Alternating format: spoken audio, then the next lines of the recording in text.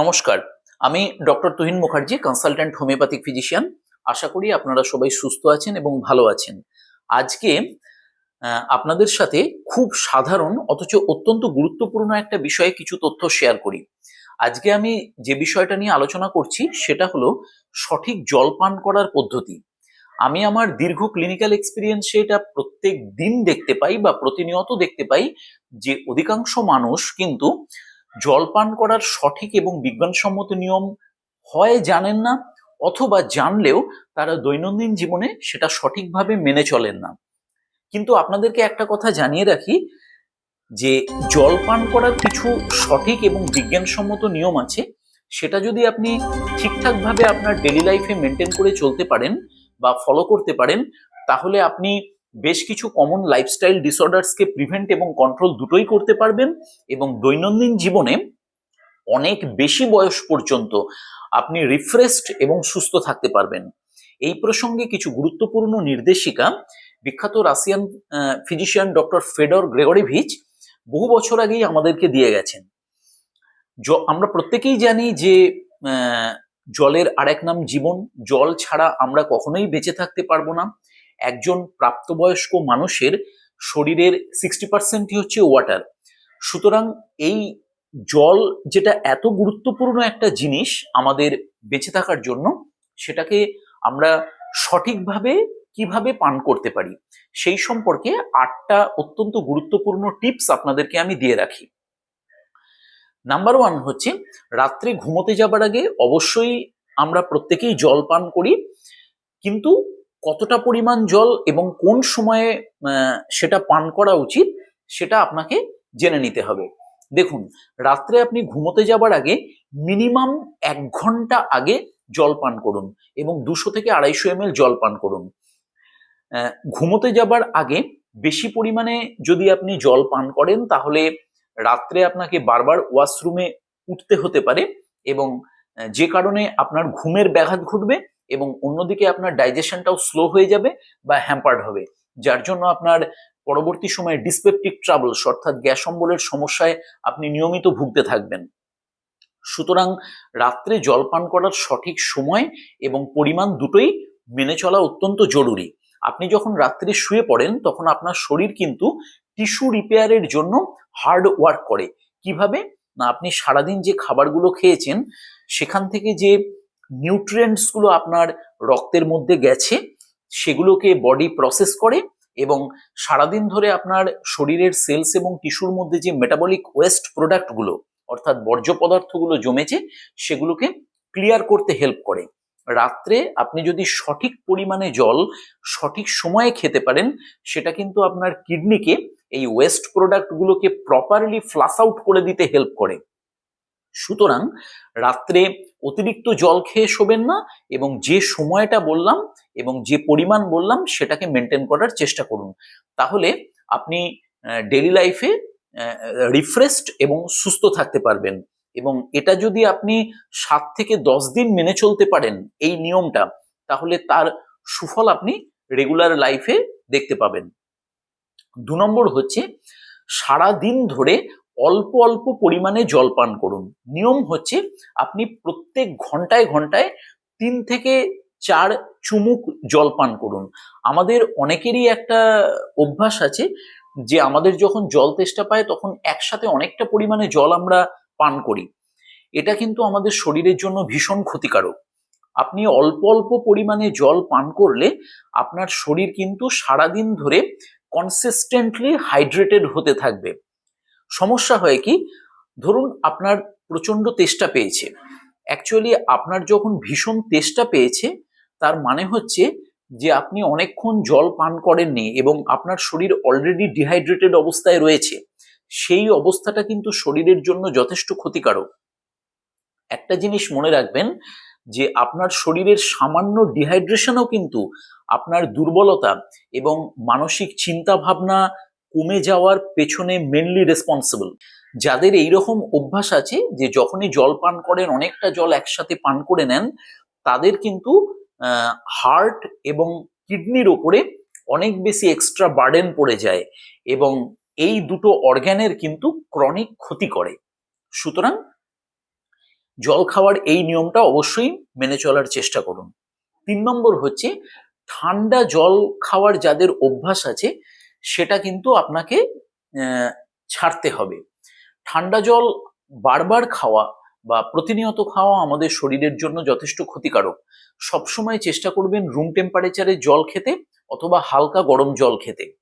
অনেক সময় এরকম হতেই পারে যে আপনি পরিশ্রম করে এসেছেন বা খুব গরমের সময় ঠান্ডা জল আপনাকে কিছুটা রিফ্রেশ করতে পারলো, কিন্তু ঠান্ডা জল যদি আপনি বারবার খেতে থাকেন তাহলে সেটা কিন্তু আপনার ডাইজেস্টিভ সিস্টেমকে উইক করে দেবে এবং আপনার স্টমাক ডিসকমফর্টের অন্যতম প্রধান কারণ হয়ে দাঁড়াবে। শুধু তাই নয়, ঠান্ডা জল বারবার পান করতে থাকলে সেটা আপনার শরীরের উপর একটা এক্সট্রা প্রেশার ক্রিয়েট করবে শরীরকে গরম রাখার জন্য। উল্টো দিকে আপনি যদি রুম টেম্পারেচারের জল অথবা হালকা গরম জল খেতে পারেন, বিশেষ করে খাবার আগে এবং খাবার পরে, সেটা আপনার ডাইজেস্টিভ পাওয়ারকে ইমপ্রুভ করতে পারে, আপনার শরীরের যে নর্মাল টেম্পারেচার সেটাকে স্টেবল রাখতে পারে এবং আপনার শরীরের প্রত্যেকটা টিস্যু এবং সেলসের মধ্যে ব্লাড সার্কুলেশনকে ইমপ্রুভ করতে পারে এবং ব্লাড সার্কুলেশনটাকে নর্মাল মেনটেন করতে হেল্প করে। সুতরাং সবসময় চেষ্টা করবেন রুম টেম্পারেচারের জল অথবা হালকা গরম জল খেতে। ঠান্ডা জল খাওয়ার অভ্যাস থাকলে সেটাকে অবশ্যই ত্যাগ করুন। 4 নম্বর হচ্ছে যে খেতে বসে জল খাবেন না। এরকম অভ্যাস আমি দেখেছি অনেকেরই থাকে, এটা কিন্তু শরীরের জন্য ভীষণ ক্ষতিকারক। বিজ্ঞানসম্মত নিয়ম হচ্ছে আপনি যে কোনো কিছু খাবার অন্ততপক্ষে 30 মিনিট আগে জল খান এবং খাবার কমপ্লিট করার 1 ঘন্টা পরে আবার জল খান। খেতে বসে আপনি বারবার যদি জল খান তাহলে আপনার পাকস্থলী থেকে নিঃসৃত হাইড্রোক্লোরিক অ্যাসিড এবং আপনার ইন্টেস্টিন বা পাকস্থলী থেকে যে সমস্ত গুরুত্বপূর্ণ ডাইজেস্টিভ এনজাইমস গুলো রিলিজ হচ্ছে, যেগুলো আপনার কার্বোহাইড্রেট, প্রোটিন এবং ফ্যাট ডাইজেশনের জন্য সাহায্য করছে, সেই ডাইজেস্টিভ এনজাইম এবং অ্যাসিডটাকে ডাইলিউট করে দেবে এবং তার ফলে আপনার ডাইজেশন টোটালি হ্যাম্পার্ড হবে এবং স্লো ডাইজেশন হয়ে যাবে। সুতরাং খেতে বসে জল খাওয়ার অভ্যাস থাকলে সেটাকে অবশ্যই ত্যাগ করুন। এবারে আপনার যদি খেতে খেতে খুব তেষ্টা পায় সেক্ষেত্রে জাস্ট 1 ঢোক জল পান করুন, খুব সামান্য পরিমাণে। এইটা যদি আপনি আপনার ডেইলি লাইফে মেনে চলতে পারেন তাহলে আপনি সুস্থ থাকতে পারবেন এবং আপনার ভেতরের মানে ইম্পর্টেন্ট অর্গ্যানগুলো, তাদের যে ফিজিওলজিক্যাল ফাংশনগুলো সেগুলো ঠিকঠাকভাবে মেনটেন হবে। 5 নম্বর অত্যন্ত গুরুত্বপূর্ণ হচ্ছে আপনি সারাদিনে অর্থাৎ 24 আওয়ার্সে কতটা জল পান করবেন বা কতটা জল পান করা আপনার উচিত, এইটা কিন্তু খুব গুরুত্বপূর্ণ। জেনে রাখুন জল আপনি কতটা পান করবেন 24 আওয়ার্সে সেটা সম্পূর্ণরূপে ডিপেন্ড করে আপনার বডি ওয়েটের উপর। কিভাবে, চলুন সেটা জেনে নেওয়া যাক। আমি একটা ছোট্ট উদাহরণ দিয়ে ব্যাপারটাকে ক্লিয়ার করার চেষ্টা করছি। ধরুন আপনার শরীরের ওজন হচ্ছে 60 কেজি, তাহলে আপনি কতটা জল খাবেন না, এই 60কে আপনাকে গুণ করতে হবে 30 থেকে 40 মিলিলিটার দিয়ে। অর্থাৎ ধরুন আপনি 60কে যদি 30 দিয়ে মাল্টিপ্লাই করেন তাহলে কত হবে, 1800, 1800। আবার 60কে আপনি যদি 40 দিয়ে মাল্টিপ্লাই করেন তাহলে হচ্ছে 2400, 2400। তার মানে হচ্ছে আপনার যদি 60 কিলো বডি ওয়েট হয় তাহলে আপনি 1.8 লিটার থেকে 2.4 লিটার এই রেঞ্জের মধ্যে জল পান করুন 24 আওয়ার্সে। অর্থাৎ 1.8 লিটারের কম জল আপনি কখনোই খাবেন না, আবার 2.4 লিটারের বেশি জল আপনার খাওয়ার কোনো প্রয়োজন নেই যদি আপনার ওজন হয় 60 কেজি। অর্থাৎ আপনার যা বডি ওয়েট সেটাকে 30 থেকে 40 এই রেঞ্জের মধ্যে, এই দুটো সংখ্যা দিয়ে গুণ করে যেটা হবে সেই রেঞ্জের মধ্যে আপনি জল পান করুন। এইবারে ধরুন আপনি কোনো গরমের জায়গায় ঘোরাফেরা করছেন বা সামার সিজনে বা কোনো খুব বেশি পরিশ্রম করে এসেছেন, যে সময়গুলোতে বা যে সিচুয়েশনগুলোতে আপনার অতিরিক্ত পরিমাণে ঘাম হচ্ছে, শরীর থেকে প্রচুর পরিমাণে জল বেরিয়ে যাচ্ছে, পার্টিকুলারলি সেই সিচুয়েশনগুলোতে আপনি জলের পরিমাণ বাড়িয়ে দিন। সেটা তো আপনাকে অবশ্যই করতে হবে। কিন্তু তাছাড়া অন্যান্য সময়ে 24 ঘন্টায় আপনার জলের পরিমাণ কিন্তু এইভাবে আপনাকে ক্যালকুলেট করে নিয়ে খেতে হবে। 6 নম্বর হচ্ছে যে আপনি যখন কোনো এক্সারসাইজ করবেন, বা শুধু এক্সারসাইজ নয়, যে কোনো শারীরিক পরিশ্রম, সেটা করার আগে অবশ্যই জল পান করুন। কতটা জল পান করবেন না, যে কোনো ভিগোরাস এক্সারসাইজ বা শারীরিক পরিশ্রমের অন্ততপক্ষে 20 থেকে 30 মিনিট আগে ছোট গ্লাসের 1 গ্লাস জল পান করুন।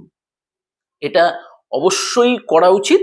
তার কারণ হচ্ছে আপনি এক্সারসাইজের আগে জল পান করলে সেটা আপনার শরীরকে প্রপারলি হাইড্রেটেড থাকতে সাহায্য করে।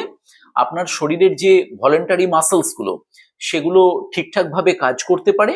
এক্সারসাইজের সময় বা কোনো পরিশ্রম করার সময় হঠাৎ করে যে মাসেল ক্র্যাম্প হয়ে যাওয়ার প্রবণতা, সেইটা কখনোই আসবে না এবং আপনার শরীরে প্রপার ইলেকট্রোলাইট ব্যালেন্সটা ঠিকঠাক মতো বজায় থাকবে। তার ফলে কি হবে, এক্সারসাইজ বা পরিশ্রম শেষ করার পরে আপনি কখনোই দ্রুত ক্লান্তি বোধ করবেন না এবং আপনার এনার্জি লেভেল ঠিকঠাক বজায় থাকবে। এই প্রসঙ্গে আরেকটা কথা বলে দিই, কখনোই কোনো অবস্থাতে জল পান করেই সঙ্গে সঙ্গে কোনো এক্সারসাইজ করবেন না, সেটা শরীরের ক্ষেত্রে কিন্তু ভীষণ ক্ষতিকারক। আর 7 নম্বর হচ্ছে যে আপনি অবশ্যই জল পান করবেন স্লোলি এবং মাইন্ডফুলি। এই কথাটার মানে কি, কখনোই কোনো অবস্থাতে খুব তাড়াতাড়ি করে জল পান করবেন না। এটা আমাদের অনেকেরই অভ্যাস থাকে, যেটা কিন্তু একেবারেই স্বাস্থ্যসম্মত নয়। যখনই জল পান করবেন ধীরে ধীরে করুন, সে যতটাই আপনি জল পান করুন না কেন, কারণ ধীরে জল পান করলে সেটা আমাদের পুরো শরীরে খুব ভালোভাবে অ্যাবজর্ব হতে পারে, ইন্টেস্টিনাল অ্যাবজর্পশনটা খুব ভালোভাবে হয়। আর মাইন্ডফুলি কথাটার মানে হচ্ছে আপনি জল পান করতে করতে কারোর সঙ্গে কথা বলছেন, কোনো কিছু ভাবছেন, কোনো কাজ করছেন বা হাঁটাচলা করছেন, এই ব্যাপারগুলো না করতে পারলেই ভালো। যখন জল পান করবেন কোথাও একটা বসে জল পান করুন এবং জল পান করার সময় শুধু সেটার দিকেই কনসেন্ট্রেট করুন। তাহলে হবে কি, যে জলটা আপনি পান করছেন সেটা আপনার পুরো শরীরে সমানভাবে ডিস্ট্রিবিউটেড হবে, আপনার সমস্ত অর্গ্যানস, সমস্ত টিস্যুজ, সার্কুলেটরি সিস্টেম, সবকিছুর মধ্যে। সুতরাং জল পান করার সময় কখনোই হুটোপাটি করবেন না, ধীরে ধীরে এবং মাইন্ডফুলি জল পান করুন। আর সব শেষ 8 নম্বর হচ্ছে সবসময় চেষ্টা করুন পরিষ্কার জল পান করতে। যদি জলের মধ্যে আপনার এসেনশিয়াল মিনারেলস, যেগুলো আমাদের শরীরের জন্য ভীষণ দরকার, যেমন ক্যালসিয়াম, ম্যাগনেসিয়াম, এগুলো থাকে তাহলে সবচেয়ে ভালো হয়। কোনো কন্টামিনেটেড ওয়াটার কখনোই খাবেন না। রোড সাইড ওয়াটার, রাস্তার ট্যাপ ওয়াটার বা যেখান সেখান থেকে জল আপনি নিয়ে পান করছেন, এটা কখনোই করবেন না।